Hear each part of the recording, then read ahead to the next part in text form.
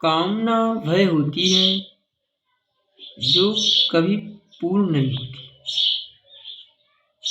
एक कामना पूरी होने पर फिर दूसरी कामना पैदा हो जाती है।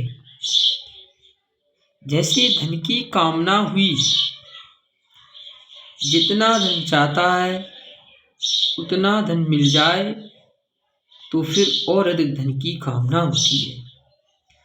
धन की तरह ही मान बढ़ाई की, जीने की, भोग की, निरोगता की, वश कीर्ति की, स्त्री पुत्र की आदि आदि उत्पत्ति विनाशशील वस्तुओं की कामना होती है। ये धनादि वस्तुएं अपनी नहीं है, क्योंकि इनमें से कोई भी वस्तु स्वयं तक पहुंचती ही नहीं है।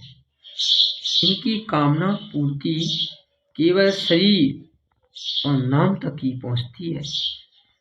कामना असत विषय की होती है। कामना पूर्ति के बाद फिर और कामना पैदा हो जाती है।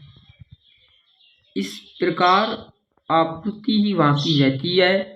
अतः कामना त्याज्य है, क्योंकि यह चीजें तो रहेंगी नहीं और उनकी पूर्ति के लिए की हुई कामना और प्रयत्न ये दोनों ही निष्फल होंगी।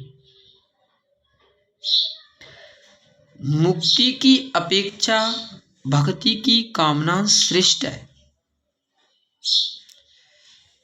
क्योंकि मुक्ति में स्वयं मुक्त होना चाहता है और भक्ति में भगवान की समर्पित होना चाहता है।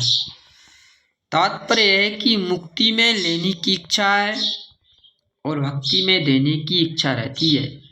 इसलिए मुक्ति में तो सूक्ष्म अहम रहता है, पर भक्ति में अहम बिल्कुल नहीं रहता है। सिंह, सांप, चोर आदि प्राणियों से जो दुख होता है उसको आदि भौतिक कहते हैं।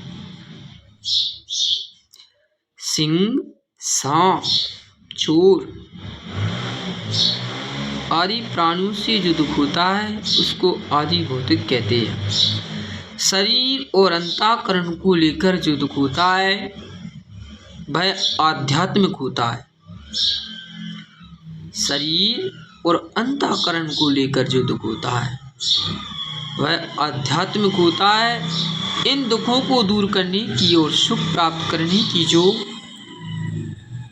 कामना होती है वह सर्वथा निरर्थक है, क्योंकि उस कामना की पूर्ति नहीं होती। पूर्ति हो भी जाती है तो दूसरी नई कामना पैदा हो जाती है और अंत में आपूर्ति बाकी रहती है। इसलिए इन दोनों कामनाओं की पूर्ति किसी भी मनुष्य की कभी भी नहीं हुई, ना होती है और ना भविष्य में ही पूरी होने वाली है।